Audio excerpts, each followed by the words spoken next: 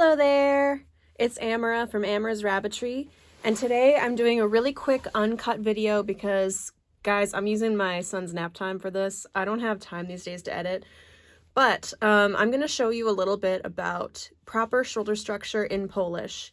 I have a really good example of a low shoulder, a good shoulder, and then I have a buck who is a little high shoulder happy. We'll see if he does that today or not. But I'm just going to show you hands-on so you can kind of get a look and kind of imagine what it would feel like to have those differences. All right, so first, we're going to get my low shoulder.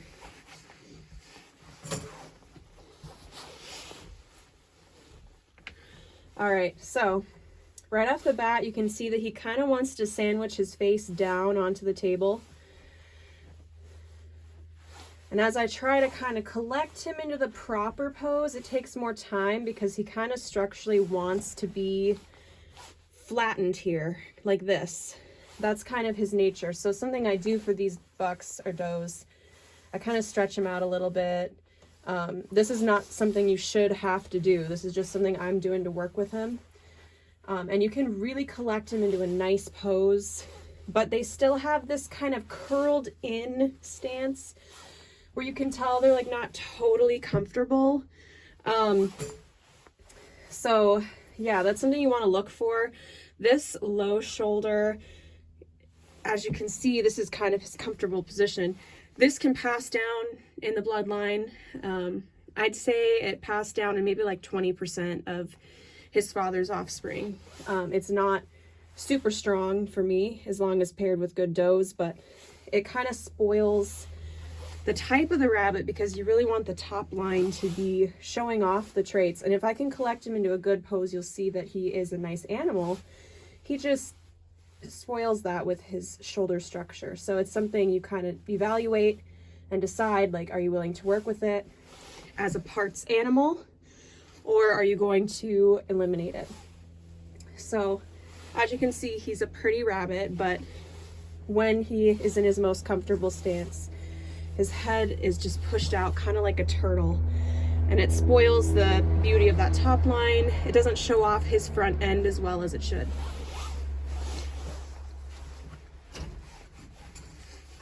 Next, I'm going to show a correct structure. All right.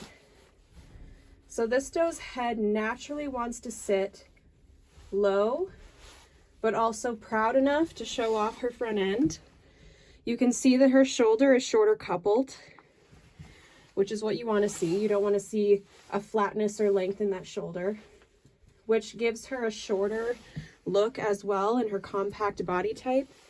Another something that we strive for as Polish breeders. The correct head stance can also promote good carriage of ear. As you can see, her head is tilted forward just a bit, allowing for those ears to carry a bit more erect than if she were pushing her jaw out, like because of a low shoulder, flattening out her ears.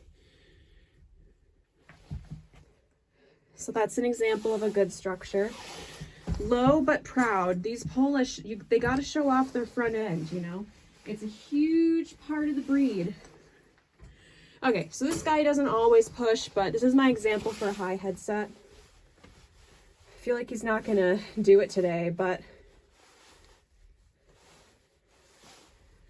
he gets there after a while. But basically what happens is he starts kind of pushing up on my hand. And for him, I'm pretty sure it's just attitude, but on rabbits, this can be a genuine issue where, yeah, he'll often hold his head a little higher like this. He's a roux too, so I think he might just be like scanning. But sometimes when I'm trying to get him into a good pose, he's pushing his head up against my hand a little bit. And when a rabbit's head is higher, it spoils their top line too, making them look flatter. It definitely spoils the image of the animal overall. He's doing a good job today though. I don't think he's structurally wrong. He just occasionally does push up. But yeah, so if you were working with an animal with a higher headset, higher shoulder, you would see them kind of pushing up onto their front legs a little bit, really resisting when you kind of try to pose their head in the proper positioning downward. Look at him, he's scanning. Can you see that? And there would be kind of a resistance beyond just attitude. You would feel even kind of a structural resistance to the proper low head set. So I'm sorry I don't have a great example of that right now. But that is something you also want to look for.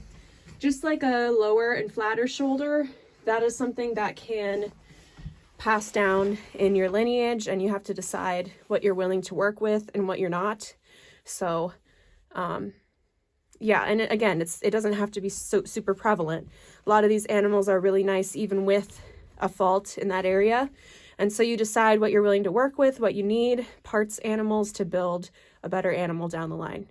So, I think I explained it all as much as I could, not having a high headset animal. So let me know your questions and comments in the comment section below, and then also any video requests you may have for me. A busy mama. Thanks so much for watching. Bye-bye.